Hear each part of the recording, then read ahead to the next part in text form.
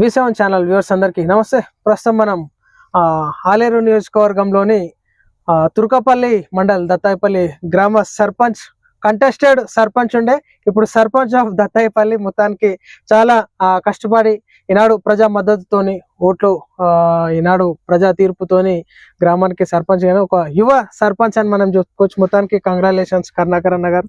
So మొత్తానికి journey ఎట్లా జరిగింది? ఈ 10-15 రోజుల వాతావరణం గ్రామంలో గ్రామ ప్రజలందరితో తిరుగుతూ వాళ్ళతో మాట్లాడుకుంటూ గ్రామం పైన ఏ విధంగా ఫోకస్ చేయాలి, ఇదన్నీ ఆలోచన ఏ విధంగా జరిగింది 15 రోజుల వాతావరణం? గ్రామంలో క్యాన్వాసింగ్ చేస్తున్న క్రమంలో నేను తిరుగుతున్నప్పుడు ప్రతి ఇంటి నుంచి కూడా ఈ నా బిడ్డ అన్నట్టుగా, అంటే ప్రతి మా ఇంటి వాడే అన్నట్టుగానే ప్రజలు రిసీవ్ చేసుకోరు. ఆ రకంగానే ఆశీర్వదించారు. వాళ్ళు అనుకున్న దానికంటే ఎక్కువ మెజార్టీ ఇచ్చి నన్ను గెలిపించారు. ఓకే, ముందుగా ఫస్ట్ మీ గ్రామ ప్రజలందరికీ మీరు ఏం కృతజ్ఞతలు చెప్పాలనుకుంటారు? ఓటర్స్ అందరికి, దత్తాయిపల్లి గ్రామ ప్రజలందరికీ మరియు ఓటర్లకి శిరస్సు ఉంచి నమస్కరిస్తున్నాను. మీరు ఏదైతే నమ్మకం పెట్టుకొని నన్ను దత్తాయిపల్లి గ్రామ సర్పంచ్గా గెలిపించారో ఖచ్చితంగా గ్రామ సమస్యలు పరిష్కరించే దిశగా ఈ 5 సంవత్సరాలు పరిపాలిస్తాను. ఈ 5 సంవత్సరాలు మాత్రమే మీ ఆశీర్వాదాలు కాదు, నేను బ్రతికినంత కాలం మీ అందరి ఆశీర్వాదాలు ఖచ్చితంగా ఉండాలి, మీ అందరి సపోర్ట్ ఉండాలి. మీ సపోర్ట్ తోటి, మీ ఆశీర్వాదాలతోటి ఈ మన గ్రామాన్ని అభివృద్ధి చేసుకుంటూ ముందుకు ప్రయాణం చేద్దామని కోరుకుంటూ అందరికీ కృతజ్ఞతలు, ధన్యవాదాలు. సో మొత్తానికి ఇప్పుడు సర్పంచ్ ఆఫ్ దత్తాయిపల్లి కరుణాకర్. సో ఈ 5 years మీరు ఒక గ్రామానికి ప్రథమ పౌరుడిగా అన్ని బాధ్యతలు, బరువులు, అన్ని సాధక బాధలు అన్ని మీ భుజాలపైనే గ్రామం ఆధారపడి ఉంటది. సో అధికారుల దృష్టికి వెళ్ళడం, గ్రామ అభివృద్ధి కోసం మొత్తం మీద కరుణాకరే చూసుకోవాలి. సో ఎట్లా అనిపిస్తుంది ఇది పుట్టి పెరిగిన గ్రామానికి మీరు ఒక సర్పంచ్ గా అయినారు? అవును, ముందుగా నాకు చాలా సంతోషంగా ఉంది. ఎందుకంటే నేను అంటే ఒక రకంగా చెప్పాలంటే ఒక కళ కూడా, దత్తాయిపల్లి గ్రామానికి ఎప్పుడో ఒకసారి నేను సర్పంచ్ కావాలి అనే ఒక కళ ఉండే, అది పూర్తిగా సంపూర్ణంగా భర్తీ అయిపోయింది. కళగా కాకుండా నెరవేరి, అంతే, కళ నిజమైంది. సో ఇప్పుడు దానితో పాటుగానే అది కళ వరకే కాకుండా నెరవేరిందనంత వరకే కాకుండా చాలా సమస్యలు గుర్తించారు ప్రజలు కూడా. ఆశీర్వదించుకుంటూనే సమస్యలను గుర్తించి చెప్పారు. నీటి సమస్య కానీ, లేకపోతే డ్రైనేజ్ సమస్య కానీ, ఇంకా కొన్ని టెక్నికల్గా కొన్ని సమస్యలు కూడా ఉన్నాయి. ప్రతి సమస్యలు కూడా గుర్తించారు. అదే అందరి సపోర్ట్ తోటి ఆ సమస్యలు కూడా ప్రజాక్షేత్రంలో ఖచ్చితంగా పరిష్కరించే దిశగా నేను ప్రయాణం చేస్తాను. సో బాధ్యత అనేది మరింత పెరిగింది. ఇది కేవలం 5 సంవత్సరాల వరకు మాత్రమే కాదు, ఊపిరి ఉన్నంత వరకు ప్రజలపైన నాకు మరింత బాధ్యత పెరిగిందనే నేను అనుకుంటున్నాను. ఖచ్చితంగా ఈనాడు శిలాపలకం మీదే పేరు మాత్రమే కాదు, ఎందుకంటే చిరస్థాయిగా ప్రజల మనసులో మీరు ముద్ర వేసుకోవాలి. ఏం చేయాలనుకుంటున్నారు గ్రామానికి? అసలు కరుణాకర్ అనే వ్యక్తి గ్రామానికి ఎందుకు సర్పంచ్ అయ్యింది? ఏం చేయాలనుకుంటున్నారు? ఖచ్చితంగా ఇప్పుడు నీటి సమస్య దత్తాయిపల్లిలో ప్రతి పండుగ, అంటే కామన్ ఎక్కువ సమస్య వచ్చేది నీటి సమస్య. అది ప్రతి పండుగకు నీటి సమస్యనే ఏర్పడుతుంది. ట్యాంకర్ల ధర తెప్పించుకొని అట్లా పరిష్కరించుకుంటారు. కానీ నీటికి ఒక శాశ్వతమైన పరిష్కారం దిశగా ఖచ్చితంగా నేను అడుగులు వేయాలి అని అనుకుంటున్నాను. ఖచ్చితంగా నీటి సమస్యను శాశ్వతంగా పరిష్కరిస్తా. కేవలం పండుగ రోజే కాదు, సాధారణ రోజులలో కూడా నీటి సమస్య ఏర్పడుతుంది. ఆ నీటి సమస్య రాకుండా చేసే పూర్తి బాధ్యత నేను తీసుకుంటా. అదేవిధంగా ఎడ్యుకేషన్కి వచ్చేసరికి కొంతమంది పిల్లలు ఆరకొరగా 10th క్లాస్ వరకు స్కూల్ దత్తాయిపల్లి అవైలబుల్గా ఉంది, అందుబాటులో ఉంది. ప్రైమరీ స్కూల్ అందుబాటులో ఉంది, హై స్కూల్ అందుబాటులో ఉంది. కాబట్టి అక్కడిక్కడ 10th వరకు వస్తారు, 10th తర్వాత డ్రాప్ అవుట్ అవుతారు. సో కొంతమంది పేరెంట్స్, తల్లిదండ్రులకు ఎడ్యుకేషన్ పైన కొంత అవగాహన లేకపోవడము, సరేలే పిల్లోడు చదువుకున్న కాడి చాలుతాయి అనుకోవడం, పరిస్థితులు సమస్యలు అవన్నీ అనుకూలంగా లేకపోవడం వల్ల అక్కడి నుంచి డ్రాప్ అవుట్ అవుతారు.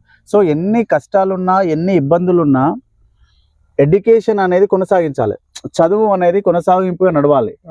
ఆ దిశగా నేను అహర్నిశలు పనిచేద్దామనే నిర్ణయం తీసుకున్నా. కాబట్టి ఒక విద్యా వ్యవస్థను పూర్తి స్థాయిలో నిర్మాణం చేయాలని ఒక సంకల్పంతో నేను నిర్ణయం తీసుకున్నా. ఆ దిశ కూడా నేను అడుగులేస్తా. దీనికి ఖచ్చితంగా తల్లిదండ్రులు కావచ్చు, ఉపాధ్యాయులు కావచ్చు, విద్యార్థులు కావచ్చు, యువతరం వీళ్ళందరూ నాకు ఖచ్చితంగా సపోర్ట్ గా ఉంటారనే ఆశిస్తున్నా. ఇప్పుడు ఇంత మెజార్టీ నాకు తెలిసి దత్తాయిపల్లి చరిత్రలో ఇంత పెద్ద మెజార్టీ ఫస్ట్ టైం అనుకుంటా. 334 మెజార్టీ ఇచ్చి గెలిపించారు. ఎంత బలమైన మెజార్టీ నాకు ఇచ్చారో అంతే బలమైన సపోర్టు, అంతే బలమైన ఆశీర్వాదం ప్రజలు ఇస్తే వీళ్ళందరూ నాకు ఈ రకంగా సహకరిస్తే విద్యా వ్యవస్థను ఖచ్చితంగా మెరుగుపరుస్తా. గతంలో ఉన్న దానికంటే ఇప్పుడు ఖచ్చితంగా మెరుగుపరుస్తా నా గ్రామ స్థాయి వరకు. సో ఆ తల్లిదండ్రులకు ఒక తాత్కాలిక పరిష్కారంగా మాత్రమే ఉన్నటువంటి ఆ సిచ్యువేషన్ లో ఆర్థిక ఇబ్బందుల నుంచి బయటపడడానికి 10th అవగానే డైవర్ట్ చేయడం, పనులకు పంపించడం. సో అది శాశ్వత పరిష్కారం మాత్రం కాదు. ఎందుకంటే వాళ్ళు ఒక ఇంటర్ డిగ్రీ బేస్ చదువుకొని ఉద్యోగాలకు వెళ్తే వాళ్ళకి మంచి శాలరీస్ వచ్చేటటువంటి ఆస్కారం ఉంటుంది. సో దాన్ని మీరు ఏ విధంగా మార్చాలనుకుంటున్నారు? విద్యార్థుల తల్లిదండ్రులు ఏ విధంగా మోటివేట్ చేయాలనుకుంటున్నారు? అయితే వాస్తవానికి ఇప్పుడున్న దత్తేపల్లి యువత చాలా టాలెంటెడ్, హైలీ టాలెంటెడ్. అంటే వాళ్ళు ఒకే దానికి పరిమితం కాలేదు. సాంకేతిక నైపుణ్యం ఉంది వాళ్ళ దగ్గర, టెక్నికల్ స్కిల్స్ ఉన్నాయి. ఒక్కొక్కరు ఒక్కొక్క రంగంలో టెక్నికల్ స్కిల్స్ ఉన్నాయి. ఇప్పుడు మ్యాథ్స్ బాగా చేసే వాళ్ళు మ్యాథ్స్ ఎంపీసీ తీసుకుంటారు కొంతమంది. లేదు నాకు ఎలక్ట్రికల్ ఇంపార్టెంట్ అనుకున్నప్పుడు ఐటీఐ చేస్తారు, కొంతమంది సివిల్ ఇంజనీరింగ్ చేస్తారు. అట్లా ఎవరైతే వాళ్ళ నైపుణ్యం ఎందులో ఉందో వాళ్ళకు కొంత క్లారిటీ ఉంటుంది. కాబట్టి ఆయా రంగాలలో వాళ్ళు కొంత చదువుతున్న క్రమంలో సమస్యలు ఎదురవడంతో డ్రాప్ అవుట్ అవుతారు. సో వాళ్ళని అట్లనే కొంచెం ప్రోత్సహించి ముందుకు నడిపి చదివించగలిగితే ఈ తాత్కాలికంగా ఏదైతే వాళ్ళు ఏదో కొంత పని చేసి కొంత ఇంటికి డబ్బు తీసుకొస్తారో ఆ తాత్కాలికమైన పరిష్కారం కాదు, చదువు శాశ్వత పరిష్కారం అయితే నా ఒపీనియన్. ఇప్పుడు 100 రూపాయలు ఇప్పుడు అంతిమంగా మనం చదివిన ఉద్యోగం చేసినా కూడా అంతిమంగా మన ఫ్యామిలీ గడవాలంటే డబ్బులు కావాలంటే విద్యార్థి దశలో ఉన్నప్పుడే విద్యార్థి బాగా చదవగలగాలి, లేకపోతే ఇంకేదైనా స్కిల్స్ నేర్చుకోగలగాలి, సమాజానికి ఉపయోగపడాలి, కుటుంబానికి ఉపయోగపడాలి. ఆ దిశగా ఖచ్చితంగా నేను కృషి చేస్తాను. ఓకే, ఇప్పుడు మొత్తానికి మీరు సర్పంచ్ గా గ్రామంలో సో ఒక మంచి ఆలోచనతోనే మంచి నిశ్చయంతోనే, ఎందుకంటే ఈనాడు గ్రామం మారాలంటే ముఖ్యంగా యువత మారితేనే గ్రామ ఆర్థిక పరిస్థితులు కూడా మెరుగుపడతాయి, గ్రామంలో ఉన్నటువంటి విద్యా వ్యవస్థను మార్చుకోవచ్చు. సో వాళ్ళు యువత పెరిగినప్పుడు వాళ్ళ పిల్లలకు కూడా అదొక చేంజెస్ తీసుకురావడానికి ఒక ముఖ్య రోల్ మీరు ప్లే చేస్తున్నారు. ఖచ్చితంగా మీ ఆశయం నెరవేరాలని చెప్పేసి మేము కూడా కోరుతున్నాం. సో ముఖ్యంగా అసలు మీ చైల్డ్హుడ్ కానీ, మీ బాల్య జీవితం కానీ, మీ ఎడ్యుకేషన్ కానీ, మీ తల్లిదండ్రి ఫ్యామిలీ నేపథ్యం ఏంటి అసలు? నా పేరు కరుణాకర్, మాది దత్తాయపల్లి. నేను ప్రైమరీ స్కూల్ ఇక్కడనే దత్తాయపల్లి అండ్ 10th వరకు 1 నుంచి 10th వరకు దత్తాయపల్లి స్కూలే, primary school and high school. తర్వాత ఇంటర్మీడియట్ తుర్కపల్లి చేశాను, తర్వాత డిగ్రీ భువనగిరి SLNS, తర్వాత యూనివర్సిటీకి వెళ్ళాను, 2 PGలు చేశాను, MA Telugu and master performing arts MPA. అంటే బేసికల్గా నేను సింగర్ని, ఫోక్ సింగర్ని. సో ఆ కళలపైన ఆసక్తితోటి నేను పోస్ట్ గ్రాడ్యుయేషన్ అని కళలపైన చేశాను. మొత్తమే మల్టీ టాలెంటెడ్ కరుణాకర్ అయితే. నాకు 5 అన్నదమ్ములు, నాతో కలిసి 5 మేము. మా నాన్న లేడు, చనిపోయాడు. ఇప్పుడు కొంచెం పెయిన్ఫుల్ ఏంటంటే కొంచెం నేను NCC అవన్నీ చేసేది. ఆ టైంలో NCCలో ఉన్నప్పుడు కొంచెం సోషల్ యాక్టివిటీగా ఉన్నాం. మా నాన్న అప్పుడు NCC చేసినప్పుడు యూనిఫామ్ వేసుకుంటాం కదా, అంటే తెలియదు వాళ్ళు అప్పటికే నేను పోలీస్ అనుకునేవాడు. సో బ్యాడ్ లక్ ఏంటంటే నా హైట్ రాక నేను ట్రై చేసిన, డిపార్ట్మెంట్కి ట్రై చేసిన కానీ హైట్ రాక మిస్ అయిపోయింది. సో ఈ విజయాన్ని మా నాన్న లేకపోవడం అనేది కొంచెం చాలా పెయిన్ఫుల్గా ఉంది. ఎందుకంటే చాలా ఫ్రెండ్లీగా ఉండేటోళ్ళం మా నాన్న నేను. ఎందుకంటే వాళ్ళు ఖచ్చితంగా ఆలోచిస్తారు, నా కొడుకు మంచి స్థాయిలో గ్రామంలో. నాన్న లేడు, అమ్మ ఆశీర్వాదం ఉంది, అమ్మ సపోర్ట్ గా ఉంది, అన్నలు వదినలు పిల్లలు అందరు కూడా సపోర్ట్ గా ఉన్నారు. అందరు కూడా చాలా కమిట్మెంట్ గా పనిచేసారు. వాళ్ళకు తోడు ప్రజలు కూడా మద్దతు ఇచ్చారు. ప్రజలు కూడా ఎక్కడ వాళ్ళు అక్కడనే నేనే సర్పంచ్ని అంటే వాళ్ళే సర్పంచ్ అనే దిశగా వాళ్ళు కష్టపడ్డారు, గెలిపించారు. చిన్నప్పుడు ఆ పేరెంట్స్ ఎట్లా మిమ్మల్ని గైడెన్స్ చేస్తారు? ఎందుకంటే మనకి ముందుగా గైడెన్స్ ఇచ్చేవాళ్ళు ఈనాడు క్రమశిక్షణ రీతిలో నేర్పించే వాళ్ళు గురువుల కంటే ముందు మన తల్లిదండ్రి గురువుగా మనం భావిస్తాం కదా. సో ఎట్లా గైడ్ చేసేవారు తల్లి తండ్రి, మీ నాన్నగారు? గైడ్ చేయడం అంటే వాళ్ళు చదువుకోలేదు, కాకపోతే కష్టజీవులు, నిరంతరం కుటుంబాన్ని, మరి పెద్ద కుటుంబం కాబట్టి ఆ పూట కోసం కష్టపడేవాళ్ళు. ఇక అందరిలాగా నన్ను బడికి పంపించారు, నేను బడికి వెళ్ళిన. ప్రత్యేకంగా అప్పుడు వాళ్ళకి విద్యా వ్యవస్థ పైన అవగాహన లేదు కాబట్టి వాళ్ళ మిత్రులు ఉంటారు కదా, తోటి వాళ్ళు పంపిస్తున్నట్టుగా నన్ను పంపించారు. అదే క్రమంలో నేను డిగ్రీలో ఉన్నప్పుడు నాన్న చనిపోయాడు. ఇక 10th ఇంటర్ డిగ్రీ PG అట్లా చదువుకుంటూ వచ్చిన. అంటే ప్రత్యేకమైన గైడెన్స్ ఏం లేదు, చూసుకుంటూ ప్రయాణం చేయడం అంతే. మొత్తానికి మీరు దత్తాయపల్లి గ్రామవాసి కదా, అంటే రైతు కుటుంబం. ఓకే, సో ఇప్పుడు రైతు కుటుంబం నుంచి వచ్చినటువంటి బిడ్డవి నువ్వు ఈనాడు అవును. గ్రామానికి సర్పంచ్ గా అయినారు. అవును. సో పుట్టి పెరిగినటువంటి గ్రామంలో ఒక సర్పంచ్ గా మీరు ఉన్నారు. ఉమ్. అదే మీరు చదువుకున్నటువంటి ఆ స్కూల్లో కూడా మీరు ఎన్నో ఇష్యూస్ గమనించుంటారు. అవును, నేను అవును. చదువుకున్న స్కూల్ అవును, అవును. సో ఎట్లా అనిపిస్తుంది ఈనాడు ఆ స్కూల్ బాధ్యత కూడా మీ మీద ఉంటది, అవును. డెవలప్మెంట్ చేసే అవును. చిన్న చిన్న ఇష్యూస్ అవును, ఉంటుంటాయి. అవును. ఆ మండల ఎడ్యుకేషన్ ఆఫీసర్ దాని దృష్టికి తీసుకెళ్లడం. సో మీ స్కూల్ ఏ విధంగా మార్చాలనుకుంటున్నారు, విద్యార్థుల గైడెన్స్ ఎట్లా చేయాలనుకుంటున్నారు? తప్పకుండా. ఇప్పుడు విద్యార్థుల గైడెన్స్ అంటే ఇప్పుడు కొన్ని స్పోర్ట్స్ స్కూల్ కానీ, సైనిక్ స్కూల్స్ కానీ, రెసిడెన్షియల్స్ కానీ కొన్ని నోటిఫికేషన్స్ పడుతుంటాయి. గతంలో ఏమైందంటే ఉపాధ్యాయులకు తెలిసి చెప్పకపోవడం వల్ల ఏదో ఒక కారణం చేత పిల్లలకి మోటివేషన్ అనేది లేదు. అంటే బాధ్యత తీసుకొని అప్లై చేసేంత పరిస్థితి ఏం లేదు. అంటే ఇప్పుడు రీసెంట్ గా కొన్ని రెసిడెన్షియల్స్ రాపిస్తున్నారు. సో నేనేమంటున్నా అంటే సైనిక్ స్కూల్స్ కానీ, స్పోర్ట్స్ స్కూల్ కానీ ఇట్లాంటి నోటిఫికేషన్ ఏదైనా పడ్డప్పుడు ప్రతిభ గల విద్యార్థులు ఎవరైనా ఉంటే వాళ్ళని అప్లై చేయించి తల్లిదండ్రులతో మాట్లాడి, ఉపాధ్యాయులతో మాట్లాడి, విద్యార్థులతో ఆసక్తి ఎంతవరకు ఉందో అదంతా గ్రహించి నిజంగా ఆ విద్యార్థులకు ఆసక్తి ఉంది అన్నప్పుడు కొంచెం మనం మోటివేట్ చేసి వాళ్ళకి కావాల్సిన అప్లికేషన్ చేసి దానికి సంబంధించిన మెటీరియల్ అందజేసి ఈ రకంగా విద్యార్థులను ముందుకు తీసుకెళ్తాం. తర్వాత నాకు ఒక చిరకాల కోరిక ఏంటంటే అద్భుతమైన ఒక మంచి గ్రంథాలయం దత్తాయపల్లిలో ఉండాలి. ఇప్పుడు యువత అంతా చాలా శక్తివంతమైన అవుతారు, చాలా పవర్ఫుల్. అలా టైం అంతా పని చేసిన కాడ చేస్తారు. తర్వాత ఎక్కడ స్పెండ్ చేస్తున్నాం, దాని వాల్యుబుల్ టైం ఏంది అనేది క్యాచ్ చేయలేకపోతారేమో అనిపిస్తుంది. కొంత విద్యార్థి దశలోనే టైం అంతా లైబ్రరీలో గడిపితే వాళ్ళు ఈ గ్రామాన్ని కాదు, ఈ రాష్ట్రాన్ని కాదు, ఈ ప్రపంచాన్ని, ఈ దేశాన్ని కూడా, ఈ ప్రపంచాన్ని మార్చే శక్తి వాళ్ళ దగ్గర ఉంది.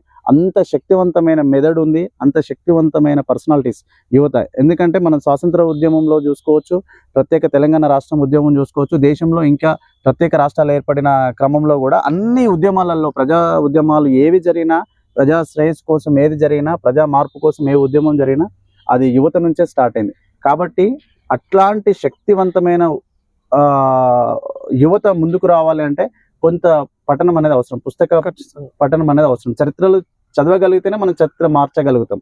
కాబట్టి అది విద్యార్థి దశలోనే అలవర్చుకుంటే ఇప్పుడు కాకపోయినా ఇంకొక 5 సంవత్సరాలు లేకపోతే ఇంకొక 10 సంవత్సరాలకైనా అది ఖచ్చితంగా ఉపయోగపడుతుంది. మార్పుకు నాంది నేను అనుకుంటున్న గ్రంథాలయం అని. గ్రంథాలయం మొత్తానికి గ్రామంలో ఏర్పాటు చేయాలి, యువతకి అవసరం వస్తుంది. సో నాలెడ్జ్ అనేది వాళ్ళు గెయిన్ చేసుకుంటారు. అయితే ఇప్పుడు పిల్లలు చాలా మంది, కొంతమంది డ్రాయింగ్స్ వేసే వాళ్ళు ఉన్నారు, కొంతమంది స్కల్ప్చర్ విగ్రహాలు తయారు చేసే, అనేక రకాల ప్రతిభ ఉంది. మీరు ఒకసారి స్కూల్ పిల్లలతో కూడా ఒక ఇంటర్వ్యూ తీసుకోండి. పిల్లల దగ్గర దత్తాయపల్లి గ్రామ యువతలో కూడా అద్భుతమైన శక్తి ఉంది, నాలెడ్జ్ బయటకు తీయడం. అది ఒక ప్లాట్ఫామ్ దొరకట్లేదు. వాళ్ళ పరిస్థితులు అనుకూలంగా లేకపోవడమో, లేకపోతే ఎందుకు లేరా అనుకుని వీళ్ళు తనకు తాను డిగ్రేడ్ చేసుకోవడము, ఏదో ఒక కారణం చేత అక్కడనే స్టాప్ అయిపోతారు. సో అది కాదు. కొంత మేరకు నేను ఇప్పుడు ఇక్కడ ప్రయత్నం చేస్తే రేపు భవిష్యత్తు మనం ఎప్పటి వరకు ఉంటామో తెలియదు, కానీ ప్రయత్నమైనా జరగాలి కదా. అదిగో ఆ ప్రయత్నమే నేను చేద్దామని అనుకుంటున్నా ఖచ్చితంగా.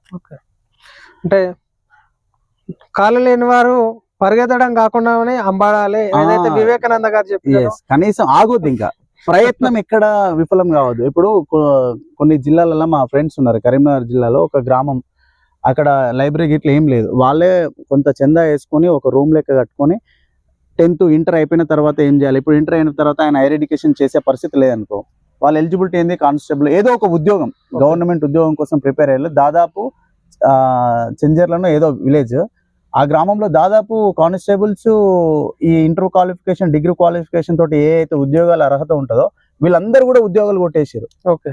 సో అట్లాంటి పెద్ద మార్పు ఒకేసారి నేను వస్తుందని అనట్లేదు. కనీసం ప్రయత్నం చేయాలి.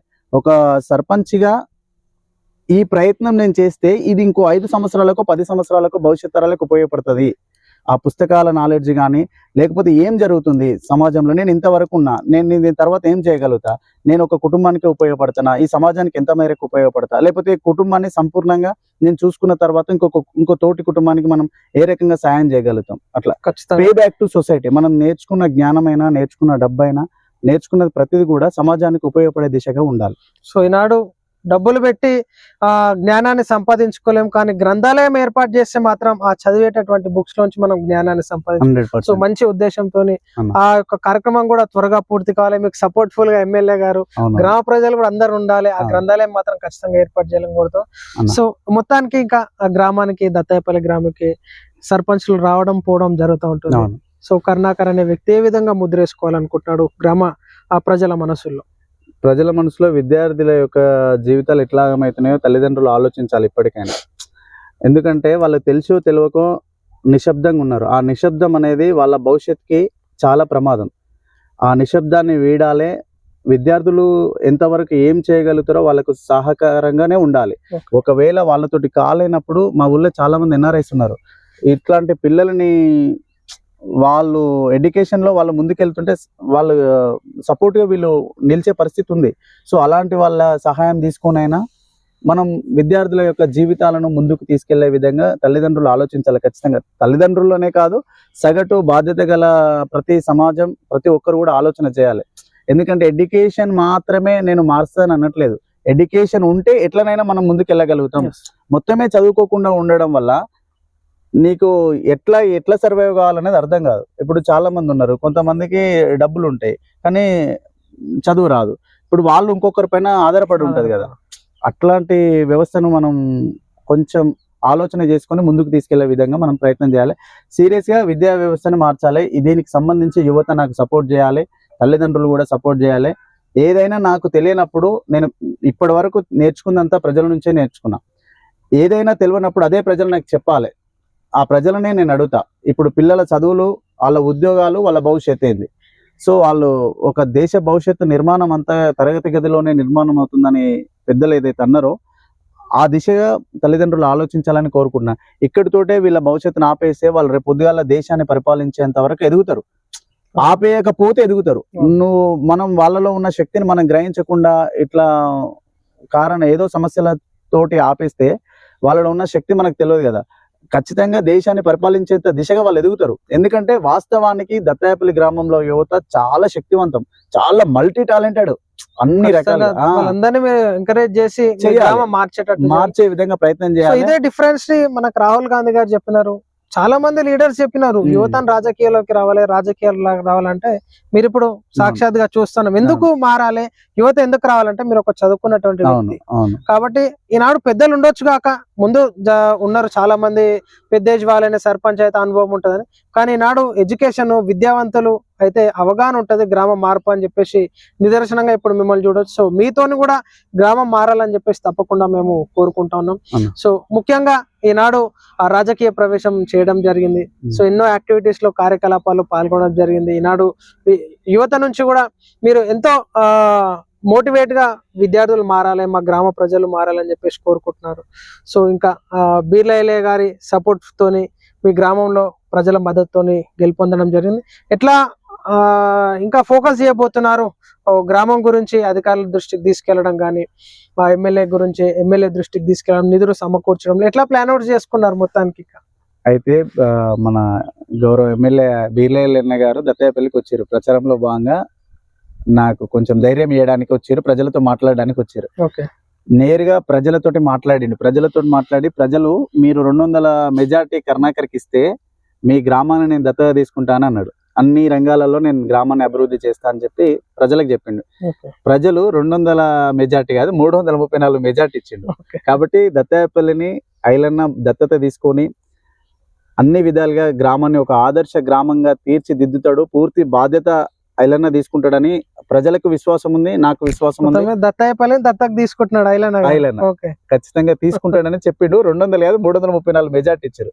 కాబట్టి పెద్ద మనసు చేసుకొని ఐలన్న దత్తాయపల్లిని దత్తతగా తీసుకొని అన్ని అంశాల పట్ల, అన్ని కార్నర్స్ నుంచి దత్తాయపల్లిని అభివృద్ధి చేస్తాడు. ఎడ్యుకేషన్ సిస్టమ్ నుంచి ఇంకా ఏదైనా ప్రతిది కూడా అభివృద్ధి చేస్తాడు అని పూర్తి విశ్వాసంతో ప్రజలు ఉన్నారు. అదే విశ్వాసంతో నేనున్నా. సో నేను అందరి సర్పంచ్ అని అడగడం జరుగుతుంది. సో వ్యక్తిగతంగా జేరుపోతుల కరుణాకర్ అంటే ఏం చెప్పాలనుకుంటున్నారు మనస్సాక్షిగా? సోషల్ యాక్టివిస్ట్ గానే ఉంటాను. ప్రజలకు అంటే ఇప్పుడు అవకాశం వచ్చింది కాబట్టి సర్పంచ్ గా నిలబడ్డా. జనాలకు ఏదైనా పని ఉన్నప్పుడు, నాకు తెలిసిన పరిధిలో ఇప్పుడు ఏదైనా పని ఉంది, సాధారణ జనాలకు ఏదైనా ఏదైనా పని ఉంది, ఆ పని నాకు తెలిసినప్పుడు నేను ఆ పని చేసి పెడతా వాళ్ళకి. ఇప్పుడు ఉదాహరణకు 194 జీవో ఉంది, 194 జీవో ఉంది. ఆ జీవో ప్రకారము రైతు ఆత్మహత్య చేసుకుంటే 5 లక్షల రూపాయలు ఎక్స్గ్రేషియా ప్రభుత్వము ఆ రైతుకి ఇవ్వాలి. సో అట్లా కొంత రైతు ఆత్మహత్య కుటుంబాలపైన నేను పనిచేసిన.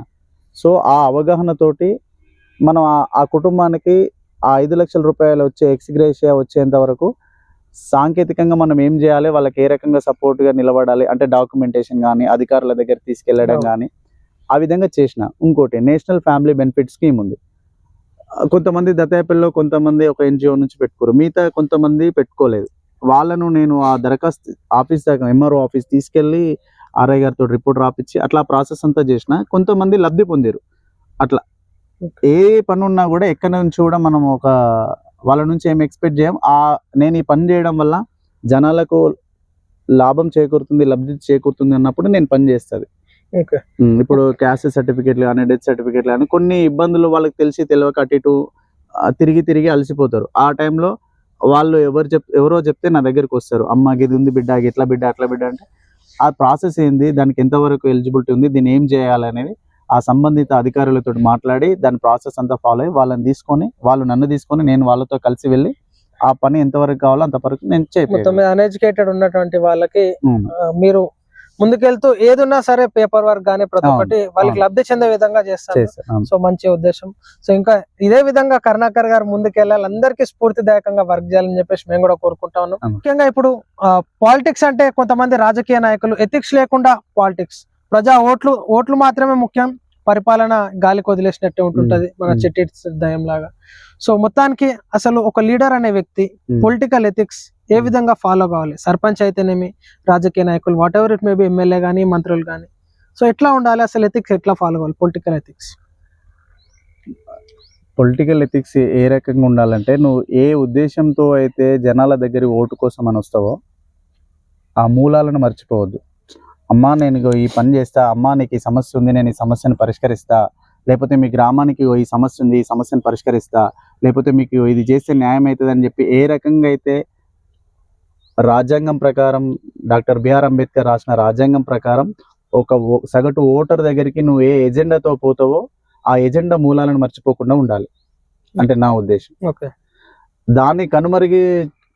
దాన్ని మైమరిచి కనుమరుగి చేసి నువ్వు ప్రయాణం చేస్తే ప్రజలు కూడా ఆలోచించి నీ రాజకీయ భవిష్యత్తు ఎంతవరకు ఉందో అంతవరకే ఆపేస్తారు. అంటే క్లారిటీ ఉంటారు వాళ్ళు. ఒక సర్పంచ్ అనే వ్యక్తి గ్రామానికి ఎట్లా వర్క్ చేయాలి? ఒక సర్పంచ్ అనే వ్యక్తి గ్రామానికి అనేక రకాల అంశాలు ఉన్నాయి. అంటే నేను చెప్పిన ఇంతవరకు నీటి సమస్య, మోరీలు, డ్రైనేజ్ ఇవి మాత్రమే కాదు, పిల్లల ఎడ్యుకేషన్ కావచ్చు, మహిళా సంఘాల యొక్క సమస్యలేంది, సింగిల్ ఉమెన్ యొక్క సమస్యలేంది, వృద్ధుల యొక్క సమస్యలేంది. వాళ్ళకు ఒక ఇంటికి వెళ్ళినప్పుడు ఆ ఇంట్లో అనేక సమస్యలు ఉంటాయి, ఆర్థిక సమస్యలు ఉంటాయి, లేకపోతే వాళ్ళకి రైతు బంధు రాకపోవడము, లేకపోతే అనారోగ్య కారణాల చూసి అర్హత ఉండి రైతు చనిపోయినప్పుడు బీమా రాకపోవడము, లేకపోతే కిసాన్ డబ్బులు రాకపోవడము, లేకపోతే రేషన్ కార్డు లేకపోవడము, లేకపోతే జీరో కరెంటు బిల్ రాకపోవడము, ప్రభుత్వ సంక్షేమ పథకాలు అన్ని అర్హత ఉండి కూడా వాళ్ళకి అందకుండా ఉండడము, ఇట్లాంటి కొన్ని ఉంటాయి సమస్యలు. ఒక్క సమస్య అని చెప్పము, చాలా సమస్యలు ఉంటాయి. అట్లా ఒక్కిళ్ళు గ్రామం మొత్తం ఉంటాయి కదా, ఒక్కిళ్ళు అట్లా గ్రామం మొత్తం ఉంటాయి. అట్లా గ్రామంలో ఆ పిల్లల ఎడ్యుకేషన్ ఏడు దాకా వచ్చింది, వాళ్ళ డ్రాప్ అవుట్స్ ఎంతమంది, ఎందుకు చదువుతలేడు, మనం ఇంకేమైనా కలెక్టర్ ద్వారా కానీ లేకపోతే ప్రభుత్వం ద్వారా కానీ ఎమ్మెల్యే గారి ద్వారా కానీ ఏమైనా మనం వాళ్ళకి సపోర్ట్ చేయగలిగితే ఎడ్యుకేషన్ ముందుకు పోగలుగుతుందా, ఇట్లా అనేక సమస్యలు ఉంటాయి.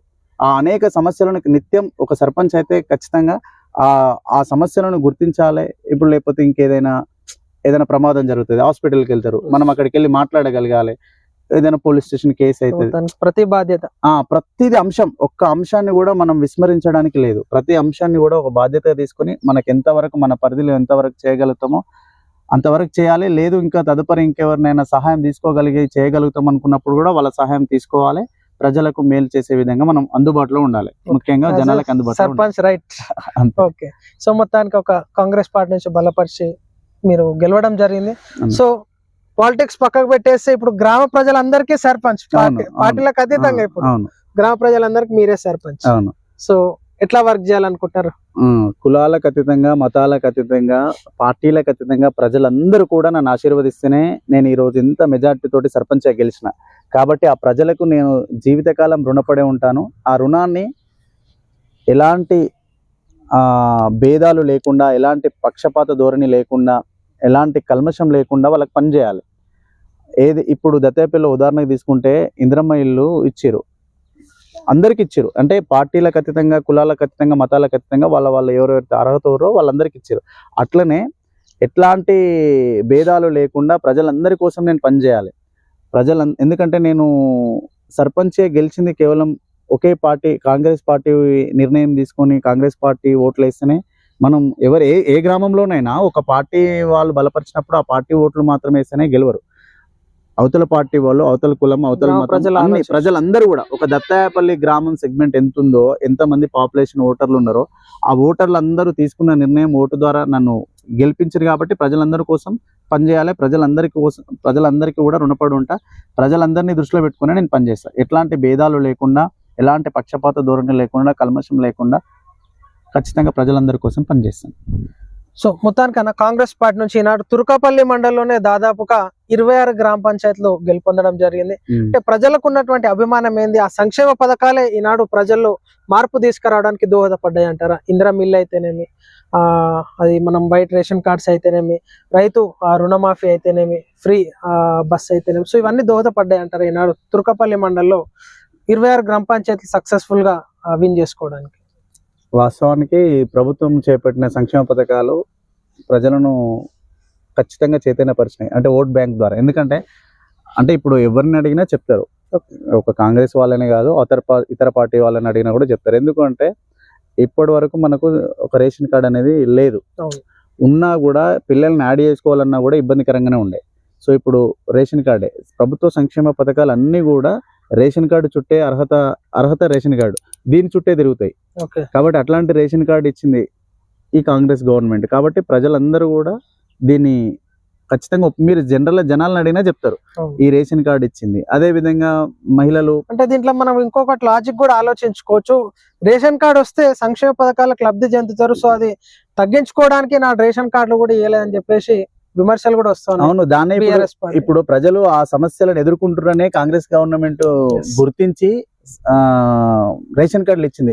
నీకు రేషన్ కార్డు ఉంటేనే పెన్షన్ వస్తుంది, రేషన్ కార్డు ఉంటేనే ఇందిరమ్మ ఇల్లు వస్తుంది, రేషన్ కార్డు ఉంటేనే గ్యాస్ సబ్సిడీ వస్తుంది, రేషన్ కార్డు ఉంటేనే జీరో బిల్ వస్తుంది. సో దాదాపు ప్రతి సంక్షేమ పథకం ఈ రేషన్ కార్డు చుట్టే తిరుగుతున్నాయి. ఇది ఇవ్వకుండా బీఆర్ఎస్ డ్రామా ఆడిందంట. ఈ సమస్యలను ఖచ్చితంగా పరిష్కరించాలనే ఒక ఉద్దేశంతో కాంగ్రెస్ గవర్నమెంట్ రేషన్ కార్డు ఇచ్చింది. రేషన్ కార్డు లేకపోతే నువ్వు ఇవన్నీ చేయలేవు. నువ్వు ఒక ఈవెన్ జీరో బిల్ కానీ, లేకపోతే ఈ ఏవైతే ఉన్నాయో సంక్షేమ పథకాలు అవన్నీ ఇందిరా మిల్లు రాకపోవడం, పెన్షన్ రాకపోవడము, ఇవన్నీ కూడా రావు. కాబట్టి క్యూ లైన్లలో కూడా చూసినాము. 6 సంవత్సరాలు 7 సంవత్సరాల పిల్లలు ఉండి ఇప్పుడు వాళ్ళు రేషన్ కార్డు తీసుకుంటారు. కొత్త ఆల్రెడీ ఉన్న వాళ్ళేమో అడిషన్ చేసుకుంటారు, అలా రేషన్ కార్డు యాడ్ చేసుకుంటారు. అప్పుడు పెళ్లిలైన కొత్త ఫ్యామిలీలు ఉంటాయి, కొంత సపరేట్ అయిన ఫ్యామిలీలు ఉంటాయి, వాళ్ళకి రేషన్ కార్డే లేదు. కాబట్టి ఇప్పుడు కొత్త రేషన్ కార్డు వచ్చింది, కొత్త పిల్లలను యాడ్ చేసుకునే అవకాశం వచ్చింది. సంక్షేమ పథకాలు అన్ని కూడా ఈ ప్రభుత్వమే కాదు, ఏ ప్రభుత్వమైనా దాదాపుగా రేషన్ కార్డే కేంద్రంగా సంక్షేమ పథకాలను అమలు చేసింది ప్రజలకు. ఆ సమస్యను పరిష్కరించే దిశగా ప్రభుత్వం ఆలోచన చేసి రేషన్ కార్డు ఇచ్చింది. ఈ రేషన్ కార్డు ఇచ్చడంతో నీకు గ్యాస్ వచ్చింది, ఫ్రీ బస్ వచ్చింది, పెన్షన్ వచ్చింది, ఇందిరమ్మ ఇల్లు వచ్చింది. ఇట్లా ఇంకా ఏ పథకాలు అయితేనేమి, రేషన్ బియ్యం, ఇట్లా ఏ పథకాలు అయితేనేమి ఆ పథకాలన్నీ కూడా depend on ration card. So ఆ రేషన్ కార్డు సమస్యని పరిష్కరించింది. సో ఇంకా కరుణాకర్ మేము ఏ విధంగా చూసుకోవచ్చు? ఇక ముందు ఇప్పుడు గ్రామ సర్పంచ్ గా ఉన్నాడు, సో క్రియాశీలకంగా విద్యార్థిగా మీరు వర్క్ చేయడం, యువకుల్లో, అదే విధంగా ఇప్పుడు సర్పంచ్ గా, సో ఇంకా ముందు మేము ఏ విధంగా చూడొచ్చు? నన్ను ఏ విధంగా చూడాలన్నా ప్రజలు తీసుకునే నిర్ణయం పైన ఆధారపడి ఉంటది. ప్రజలకు నేను ఇచ్చిన మాట ప్రకారం, ప్రజలు నా మీద పెట్టుకున్న నమ్మకం ప్రకారం నేను పనిచేస్తా. నా శక్తికి మించి, నా శక్తి మేరకు ఖచ్చితంగా సమస్యలు అయితే ఏవైతే వాళ్ళు నాకు గుర్తు చేసిరో, నేనేదైతే సమస్యలను గుర్తించినో ఆ సమస్యల పరిష్కారం కోసం 100కి 100% ప్రజల యొక్క మద్దతును, ప్రజల యొక్క ఆశీర్వాదాన్ని, ప్రజల యొక్క సపోర్ట్ని తీసుకొని, యువత యొక్క సపోర్ట్ తీసుకొని ముందుకెళ్తా. ఆ చేసే పనులే ప్రజలు నన్ను నిర్ణయిస్తారు భవిష్యత్ రాజకీయాలు. ఈనాడు గ్రామ ప్రజలందరి ఆశీర్వాదం కరుణాకర్ గారి మీద ఉండి ఈనాడు గెలుపొందడం జరిగింది. రైతులు గాని, ఈ సంక్షేమ పథకాలు లబ్ధి పొందినటువంటి వాళ్ళందరూ గాని, ఈనాడు యువకులు గాని, సో వాళ్ళందరికీ at last me good message ఏమి ఇవ్వాలనుకుంటున్నారు?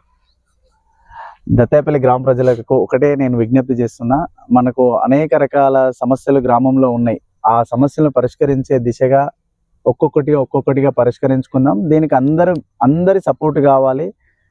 పార్టీలకు అతీతంగా పార్టీ నాయకులు కానీ, యువజన నాయకులు కానీ, మహిళా సంఘాలు కానీ, వృద్ధులు కానీ, వికలాంగులు కానీ, ఒంటరి మహిళలు కానీ, అన్ని సంఘాలకు అతీతంగా, అన్ని పార్టీలకు అతీతంగా, అన్ని కులాలకు అతీతంగా యువత అందరూ కూడా సపోర్ట్గా నిలబడితే ఖచ్చితంగా మీ ఆలోచనల్ని పంచుకుంటూ, నా ఆలోచనల్ని మీ ఆలోచనతో పంచుకుంటూ గ్రామాన్ని ఏ రకంగా అయితే అభివృద్ధి చేయగలుగుతామో ఆ రకంగా మనం ముందుకెళ్దాం. కాబట్టి మీరందరూ కూడా నాకు పూర్తి స్థాయిలో గ్రామ అభివృద్ధిలో మీరు కూడా భాగస్వాములై ముందుకొచ్చి అభివృద్ధి దిశగా ప్రయాణం చేద్దామని కోరుకుంటున్నాను. సో ఇది ప్రజల మనం చూస్తాం క్లారిటీగా ఈనాడు దత్తాయిపల్లి గ్రామ ప్రజలకు మీరు ఓట్లేసి గెలిపించినారు. సో గ్రామ అభివృద్ధి ఆ పదంలో ముందుకు తీసుకెళ్లేటటువంటి బాధ్యత నాది.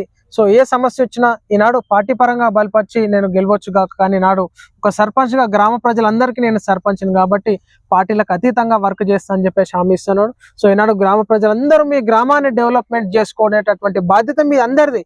ఈనాడు ఆ పార్టీ కలహాలు ఈ పార్టీ కలహాలు అని చెప్పేసి కాకుండా, విభేదాలు కాకుండా గ్రామ యువత అందరు సపోర్ట్ చేయండి. ఒక చదువుకున్నటువంటి వ్యక్తి మీ గ్రామానికి సర్పంచ్గా ఉన్నాడు. ఈనాడు మీరు చాలా సంతోషపడాలి. ఎందుకంటే ఈనాడు ఎడ్యుకేషన్ పర్సన్స్ తో ఎన్నో మార్పులు జరుగుతాయి. కాబట్టి అధికారుల దృష్టికి వెళ్ళడం కానీ, కలెక్టర్ గారి దృష్టికి తీసుకెళ్లడం, అదేవిధంగా ఎమ్మెల్యే గారు ఉన్నారు, మంత్రి గారు ఉన్నారు. సో నిధులు సమకూర్చుకునే విధంగా మంచి ఆశయంతోనే, మంచి లక్ష్యంతో ఉన్నారు. సో దత్తాయిపల్లి గ్రామం ఒక 5 years లో ఖచ్చితంగా మారుతుందని చెప్పేసి మేము కూడా ఎక్స్పెక్ట్ చేస్తాం. సో 5 years లో ఇంకా గ్రామ అభివృద్ధికి మీరందరూ ఆ సర్పంచ్ గారికి, కరుణాకర్ అన్న గారికి సహకరించాలని చెప్పేసి కోరుతున్నాం. కెమెరామెన్ అజయ్తో కృష్ణ.